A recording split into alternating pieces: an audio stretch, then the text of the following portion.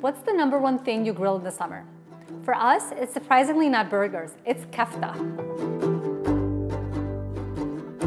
Hey guys, I'm Yumna, aka Feel Good Foodie, and I'm here to answer all your important questions about kafta. Like, first of all, what's kafta and why do we grill it so much? The good news is all you really need to make this recipe is some ground beef, onions, parsley, and a few spices. This is a Lebanese style kafta that I grew up having, and there's so many different variations of this recipe with different spices and ways to make it. It's essentially a Mediterranean meatball recipe that comes out juicy and flavorful and perfect to enjoy all summer. So let's get started because I'm getting hungry. We're gonna start by chopping some parsley, and I like to do this in a food processor. So we're gonna start with half a cup of parsley. You wanna make sure that the parsley is dry so that when you process it, it doesn't wilt down. So make sure to dry it a day before if possible.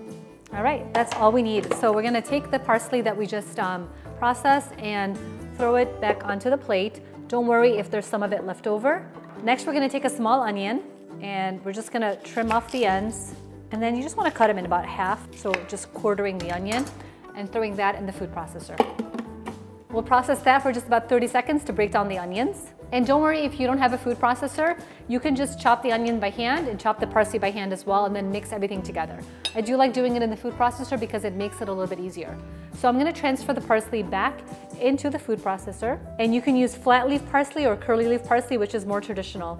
And to that, we're gonna add 1 pound of ground beef. I like to use a lean ground beef that has 10 to 15% of fat because we're not adding any eggs to this recipe. Essentially, it's like a meatball recipe and all the fat from it comes from the beef. So we're gonna go ahead and transfer that to the food processor. And now it's time to add the spices. So a lot of Middle Eastern stores will carry a kafta spice. There's even a chicken kafta spice and a beef kafta spice. So there's lots of different ones to choose from. If you can't find one like that, it's so easy to throw it together with some common spices. We'll start with 2 teaspoons of 7 spice, half a teaspoon of cumin, half a teaspoon of cinnamon, half a teaspoon of coriander. You can also use caraway. And you can add like 1/8 of a teaspoon of cayenne pepper if you want, or you can just leave it out.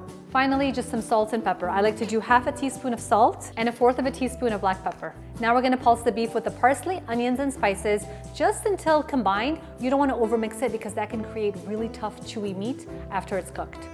Now let's transfer the mixture from the food processor to a bowl.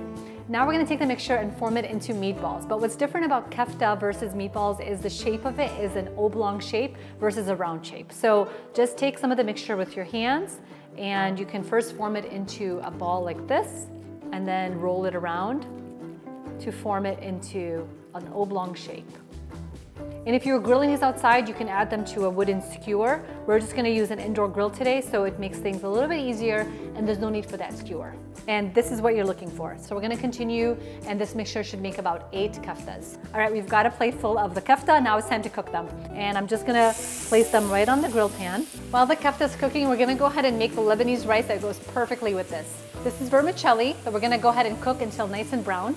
After you fry the vermicelli, it's time to add the rice. I'm using long grain basmati rice that I rinsed and drained. And we want to add half a teaspoon of salt. Now just toast the rice with the vermicelli and add 4 cups of water for 2 cups of rice. This is a rice that I make 3 to 4 times a month for my family. We all love it so much and it goes so well with so many Lebanese recipes, especially kafta. We're gonna cook the rice for 15 minutes, and then while that's cooking, let's check up on the kafta, and it's looking really good.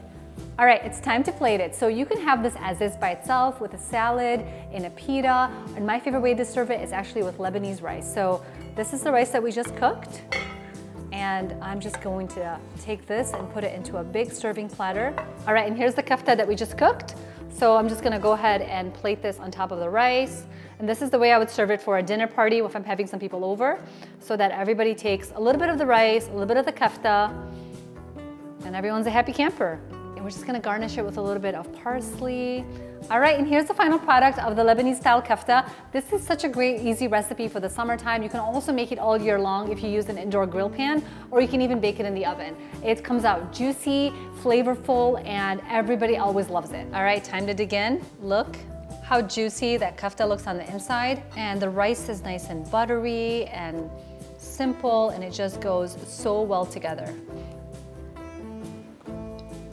That came out so good, just the way my mom would make it. And there's so much to love about this recipe, so I hope you guys try it and love it as well. If you try it, DM me, tweet me, Facebook me, or send me a comment on the website and let me know how you like it. And if you love this video, share the love with your friends and family. And don't forget to subscribe to my YouTube. See you guys next time.